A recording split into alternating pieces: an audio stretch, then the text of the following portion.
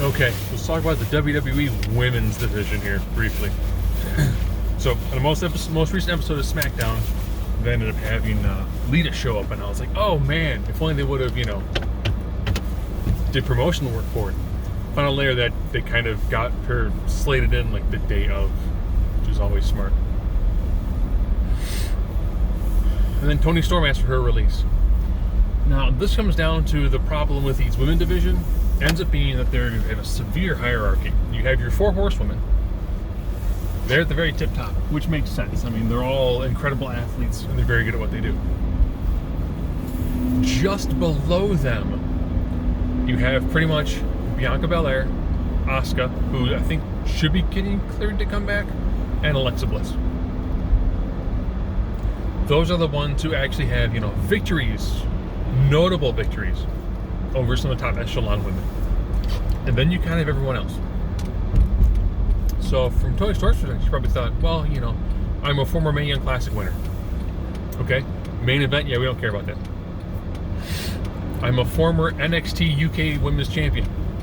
Yeah, we're not gonna talk about that. Instead, it's gonna be, you know what, her mom was into 80s music. She probably also realized that, okay, so I'm gonna feud with Charlotte Flair. Yep. And the base of that feud is going to have to do with pies. Well, that's not a good feud. And then you're going to lose a match. Okay. She probably realized her ceiling was at best like where Rhea Ripley is. Rhea Ripley, former NXT champion, former NXT UK Women's Champion, former tag champion. She should be an absolute world beater. She should be someone who's, in the main event. But instead, she's in that weird miasma of all the other women. That's why for the Royal Rumble you're bringing in a bunch of legends. Because like, oh, okay, 30 woman match, cool. Do we have 30 women? Call up NXT women? Lots of COVID issues there. Okay, bring in a bunch of legends? Yeah. Okay. So there's a whole bunch of women that are just like right there at the cusp. Where you can tell people are just kind of going, just 1 or 2 good storylines, and they can be something big, it can be main eventer. That's why we sit back and we go, well, Shayna Baszler, yep, former NXT Women's Champion, former tag champ, is currently maybe doing something as the heavy for Sonya Deville. Okay, Rhea Ripley, already talked about her. She's gonna. As long as when the tag breakup thing is done, they let her go on an absolute tear, fantastic. Ripley is technically 2 belts away from having held every single women's title she could have held during her tenure. I don't think she's been a Raw Women's Champion. Has she?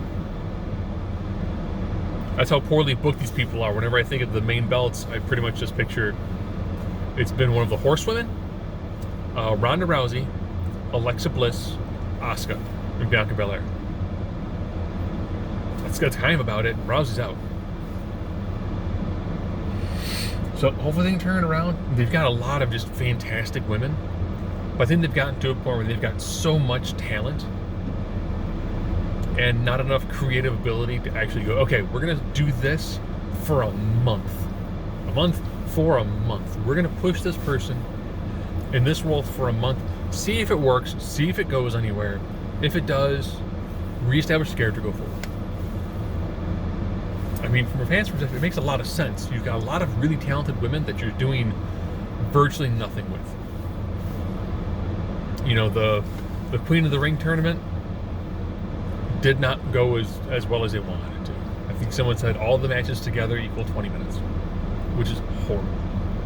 At that rate, you might as well have done a battle royal and winner becomes champion. Okay. With entrances, you're at 20 minutes. Done. So hopefully the Rumble, turns things around.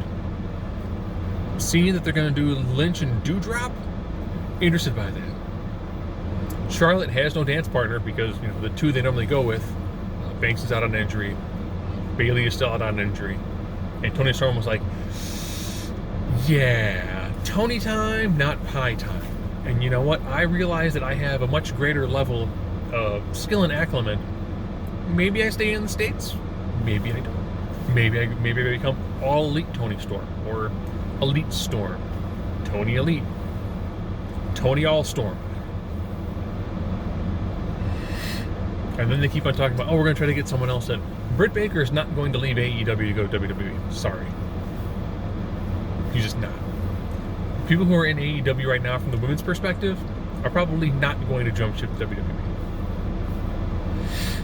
I would love to see WWE actually do some stuff with either women from NWA or Impact. Let's be kind of honest. If they say that they're pushing open a forbidden door, Royal Rumble, give me a stare down with Camille, NWA Women's Champion, and Charlotte Flair. Let the crowd be like, whoa, we got two Amazons in the ring. Let's see where this goes. I mean, they've got the ability. Might as well go, you know what? Go back to the old 80s Rumbles. 80s and early 90s. It was like, all right, here's a guy from AAA. There's a guy from here, a guy from there. Just throw in a bunch of random people. See who the crowd kind of pops for. And maybe make them a short-term deal. Like, hey, we won't slot you in for Mania, but what do you have going on June through August? Just do a short, 3 or 4 month stint with somebody. Have them, get a little bit of wins. Have them have a nice match at, SummerSlam. And then maybe when their contract comes up, you've got enough goodwill. Maybe you get to bring in some more top-tier talent, but then actually use them.